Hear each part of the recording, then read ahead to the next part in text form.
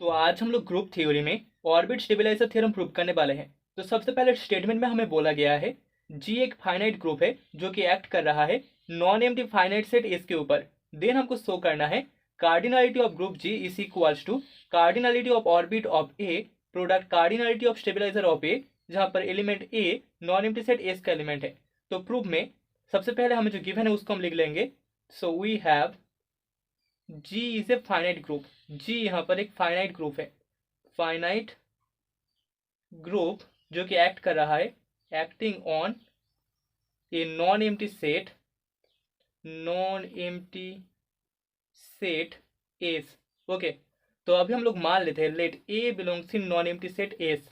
तो इसके लिए देयरफॉर हम stabiliser of A that is G suffix A equals to stabiliser of A मिल जाएगा A sub group of group G and orbit of A that is G A equals to orbit of A equals to by definition हमें small G A मिल जाएगा such that small G belongs in group G. Okay, तो यहाँ पर हम index theorem का use करेंगे। हमने इंडेक्स थ्योरम में पढ़ा था अगर जी ए के ग्रुप होता है एंड एज ग्रुप जी का एक सब ग्रुप होता है तो यहाँ पर L equals to left cosets का collection that is as such that यहाँ पर ए बिलोंग्स इन ग्रुप जी। इसके लिए हमें cardinality of A equals to मिल जाता है G index subgroup H.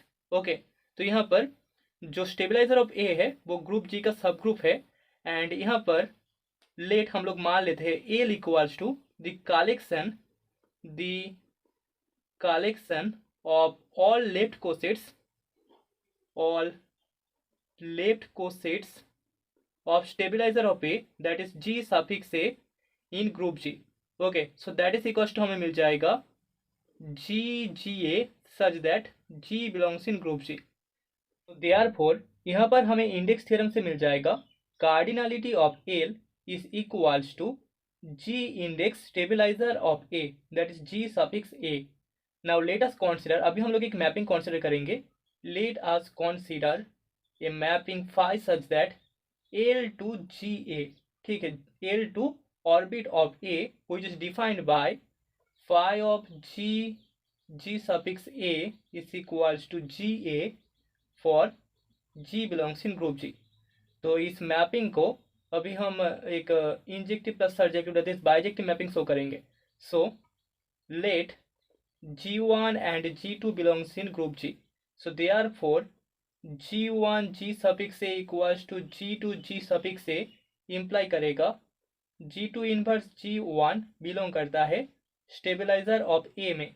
Okay, this imply हमें मिल जाएगा G2 inverse G1 product A is equals to A। This imply यहाँ पर G1 A equals to G2 A hold करेगा।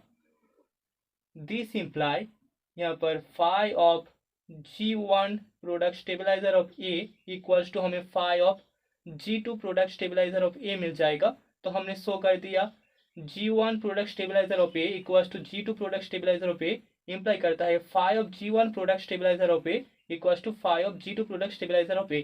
सो इसका जो कॉन्वर्स होगा वहां से हम बोल सकते हैं phi of G1 product G suffix A equals to phi of G2 product G suffix A imply करेगा G1 A equals to G2 A। This imply हमें G2 inverse G1 product A equals to A मिल जाएगा। This imply हम बोल सकते हैं G2 inverse G1 stabilizer of A का element है। दिस इम्प्लाई हमें G1 G suffix A equals to G2 G suffix A मिल जाएगा। सो देयरफॉर यहाँ पर जो मैपिंग फाई है phi L to orbit of A GA वो एक वेल डिफाइंड इंजेक्टिव मैपिंग हो गया that is well defined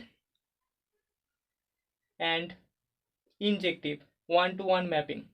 okay, injective. अभी इसको सर्जेक्टिव दिखाने के लिए let B belongs in codomain group orbit of A GA that is codomain. यहां से हमें डोमेन में इस एलिमेंट बी का एक प्री इमेज शो करना होगा। So therefore B equals to G3A for G3 belongs in G हम बोल सकते हैं हमें phi of G3 G suffix A that is equals to मिल जाएगा G3A that is equals to B। तो यहाँ पर एलिमेंट B का डोमेन में एक एलिमेंट होगा दैट इज G3Ga। यहाँ पर G3Ga बिलोंग करता है एल में, ठीक है। G3Ga belongs in L which is the domain. Okay, domain में हमें एक एलिमेंट मिल गया। देयरफॉर यहाँ पर मैपिंग फाई एक सर्जेक्टिव मैपिंग होगा। Phi is surjective mapping, that is onto mapping. So therefore यहाँ पर phi such that L to orbit of A is a bijection, एक बाइजेक्टिव मैपिंग होगा। So this imply bijective mapping के लिए domain and codomain का जो cardinality है that is equal होता है। तो यहाँ पर cardinality of Ga orbit of A equals to cardinality of L. This imply cardinality of Ga equals to हमें एल का जो कार्डिनलिटी था that is G index stabiliser of A मिल जाएगा। दिस इम्प्लाई हम बोल सकते हैं cardinality of Ga is equals to index G index G suffix A को हम लिख सकते हैं cardinality of G divided by cardinality of stabiliser of A. So this imply हमें cardinality of group G equals to मिल जाएगा cardinality of Ga product cardinality of G suffix A. Okay, so this imply group G का जो cardinality होगा that is equals to हम बोल सकते हैं cardinality of orbit of A product cardinality of stabiliser of A, ठीक है, stabiliser of A, that is the result.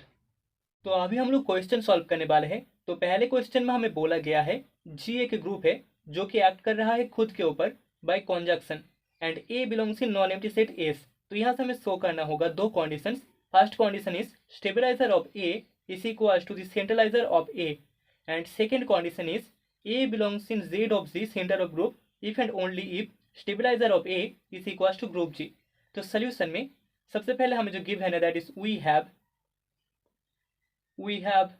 G is a group. यहाँ पर G एक ग्रुप है जो कि खुद के ऊपर एक्ट कर रहा है। सो यहाँ पर S इक्वल्स टू हमें मिल जाएगा group G। Non empty set S is equals to G and यहाँ पर Gx equals to Gx G inverse hold करेगा क्योंकि G is acting on itself by conjunction. So Gx equals to Gx G inverse hold करेगा for G belongs in group G and X belongs in S equals to G। Okay, तो पहला condition है stabiliser of A is equals to the centraliser of A। So stabiliser of A that is equals to G suffix A equals to by definition हमें मिल जाता है G belongs in group G such that Ga is equals to A। That is equals to हम बोल सकते हैं यहाँ पर हमें G belongs in group G मिल जाएगा सच दैट Ga का value equals to Ga G inverse hold करेगा that is equals to A and that is equals to G belongs in group G such that Ga equals to Ag and that is the definition of centraliser of ए।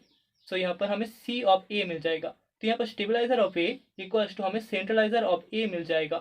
तो अभी second condition के लिए let A belongs in center of group Z of Z। So this imply by definition of center of group हमें यहाँ पर Ga equals to Ag मिल जाएगा for all G belongs in group G।